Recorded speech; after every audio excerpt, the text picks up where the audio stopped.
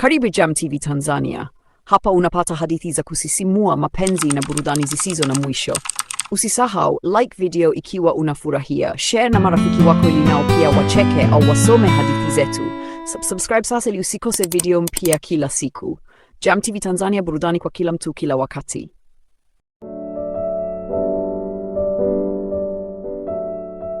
Kumbi mzima ulitulia. Hakuna aliyethubutu kusema neno. Amani alimwangalia Mzee Juma kwa hofu. Baba, unamaanisha nini unaposema siri ya damu? Mzee Juma akavuta pumzi ndefu, machozi yakaanza kumtiririka. Kwa miaka zaidi ya 20 nilibeba siri hii peke yangu. Nilidhani ingeenda kaburini pamoja nami. Richard alitabasamu kwa dharau. Sasa waambie ukweli wote. Mzee Juma kaanza kusimulia.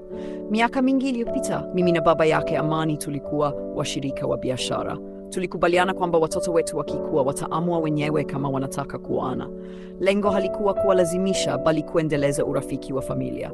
Amani na Zawadi walisikiliza kwa makini. Lakini baada ya miaka kadhaa, Richard alianza kutugombanisha. Aligushi nyaraka, akaeneza uongo na akatufanya tuaminiane vibaya. Daniel akamgeukia Richard kwa hasira. Kwa hiyo yote haya ulipanga kwa sababu ya tamaa ya mali? Richard akacheka. Ndiyo, nilijua nikivunja uaminifu wenu ningepata kila kitu. Mzee Juma akatoa bahasha ya zamani. Hii ndiyo hati halisi ambayo Richard aliificha. Daniel akaifungua na kuisoma mbele ya wote. Familia hizi mbili zilikuwa washirika halali wa biashara. Hakukuwa na siri ya undugu wa damu kati ya Amani na Zawadi. Walidanganywa ili wagombane na kupoteza urithi wao. Amani alihisi mzigo mkubwa ukimwondoka moyoni. Zawadi naye akafuta machozi. Kumbe yote tuliyopitia yalitokana na tamaa ya mtu mmoja. Mara polisi waliingia ndani ya ofisi. Richard unakamatwa kwa makosa ya kugushi nyaraka, kupanga ulaghai na kula njama za kuwadhuru wengine. Richard alijaribu kukimbia, lakini walinzi wakamzuia. Alipokuwa akipelekwa nje, aligeuka na kumtazama Amani. Usifikiri umeshinda, umeshapoteza kitu ambacho hakitarudi tena. Amani akainamisha kichwa. Nimepoteza kweli, nimepoteza uaminifu wa mwanamke niliyempenda. Zawadi akamsogelea. Kuna makosa ambayo hayafutiki kirahisi, lakini mtu anaweza kubadilika kwa matendo, si kwa maneno. Kwa mara ya kwanza baada ya miaka mingi walitazamana bila chuki. Lakini miezi 6 ilipita. Kesi dhidi ya Richard na washirika wake ilikuwa mahakamani. Victor alikubali kutoa ushahidi, huku Sabrina naye akikiri nafasi yake katika mpango wa kuivunja ndoa ya Amani na Zawadi. Maisha yakaanza kurudi katika hali ya kawaida, lakini moyo wa Amani haukuwa na amani. Kila alipopita karibu na ukumbi ule ambao ndoa yao ilivunjika, alikumbuka machozi ya Zawadi na aibu aliyoisababisha kwa sababu ya tamaa yake. Siku moja, Amani alimfuata Mzee Juma. Baba, najua sina haki ya kuomba chochote, lakini naomba unipe nafasi ya kuthibitisha kuwa nimebadilika. Mzee Juma akamwangalia kwa makini. Mwanangu, maneno ni rahisi, tabia ndiyo inayomshawishi mtu. Kuanzia siku hiyo, Amani hakumsumbua Zawadi kwa ahadi za mapenzi. Badala yake, alianza kufanya matendo mema. Alisaidia watoto yatima, akasaidia wafanyakazi waliopotezi kwenye kampuni yake, na kaacha kabisa maisha ya anasa na wanawake wengi. Zawadi alikuwa akiona mabadiliko hayo kwa mbali, lakini moyo wake ulikuwa bado umejeruhiwa. Usiku mmoja alipokuwa akifunga duka lake, watu wawili waliovaa barakoa walimvamia. Chukua begi lake, mmoja wao alipaza sauti. Zawadi alijaribu kupiga kelele. Ghafla gari lilisimama kwa kasi. Amani alishuka na kukimbia kuelekea walipokuwa. Aliwazuia wale wahalifu na baada ya mapambano mafupi waliinuka na kukimbia. Zawadi alikuwa akitetemeka kwa hofu. Amani hakusema mengi. Uko salama? Zawadi akatikisa kichwa. Asante, umeniokoa. Amani akatabasamu kwa upole. Hilo ndilo jambo la muhimu. Kutaka kutumia tukio hilo kama njia ya kumshawishi arudiane naye, akaondoka kimya kimya. Zawadi alimwangalia akiondoka. Kwa mara ya kwanza tangu siku ya ndoa, aliona mabadiliko ya kweli ndani ya Amani. Lakini usiku huo huo, simu ya Amani iliita. Sauti ya Sabrina ilisikika ikiwa imejaa hofu. Amani, naomba unisaidie. Kuna mtu ametoroka gerezani na amesema atalipiza kisasi kwa wote waliomsaliti. Nani huyo? Sabrina akajibu kwa sauti iliyotetemeka. Victor. Amani aliganda. Je?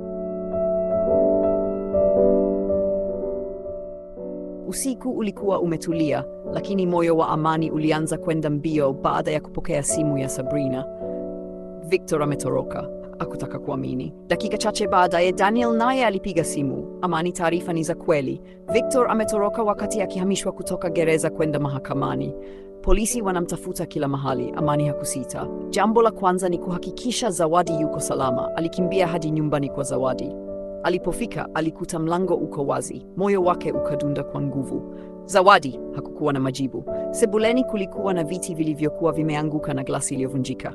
Ilionekana wazi kuwa kulikuwa na mapambano. Amani akaanza kutafuta kila chumba.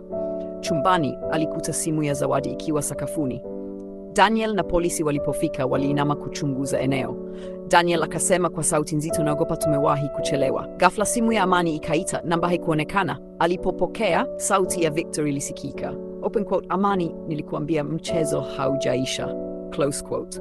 Zawadi yuko wapi? Amani alipaza sauti. Victor akacheka.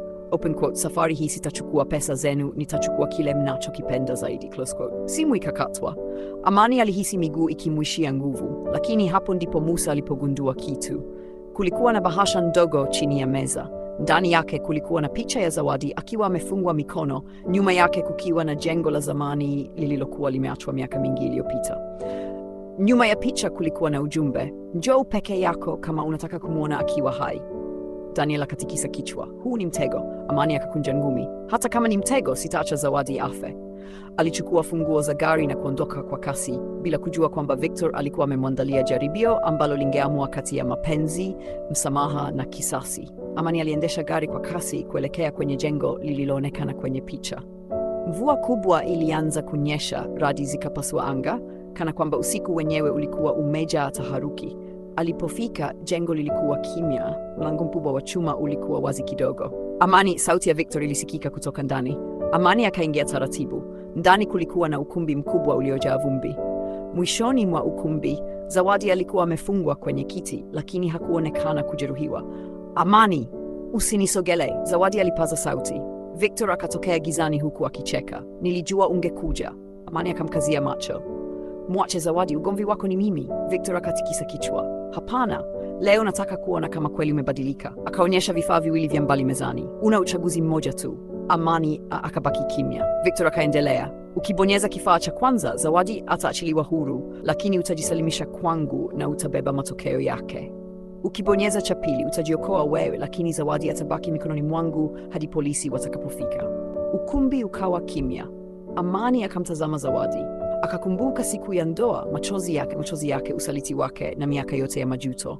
Bila kusita, akanyoosha mkono na kuchukua kifaa cha kwanza. Niko tayari kubeba matokeo ya makosa yangu, mwachie Zawadi. Victor alitabasamu kwa mara ya kwanza. Nilitaka kujua kama bado wewe ni yule Amani wa zamani. Mara ghafla, makofi yakaanza kusikika kutoka nyuma ya ukumbi. Daniel, Musa na kikosi cha polisi waliingia ndani. Victor alishtuka. Mepataje mahali hapa? Daniel akatabasamu. Hukuwahi kugundua kwamba tangu Amani aondoke tulikuwa tukimfuatilia kwa kifaa cha kufuatilia eneo alipo? Victor alijaribu kukimbia kuelekea mlango wa nyuma, lakini polisi walimzingira. Baada ya mvutano mfupi, alikamatwa. Akiwa amevaa pingu, Victor alimwangalia Amani na kusema, leo umeshinda, si kwa nguvu bali kwa kubadilika. Polisi walimchukua na kumpeleka.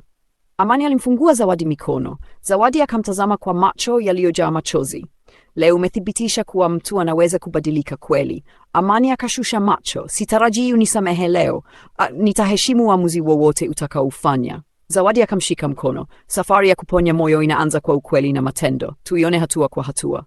Wakatoka nje ya jengo huku mvua ikiwa imekoma na miale ya jua la asubuhi ikianza kuchomoza. Kwa mara ya kwanza baada ya miaka mingi, matumaini yalionekana tena. Episodi inayofuata itakuwa ya kusisimua zaidi, yenye drama kali, siri mpya na matukio ambayo hukutarajia. Usikose kuungana nasi kwenye episodi ijayo. Jam TV Tanzania inakuletea burudani isiyo na mwisho.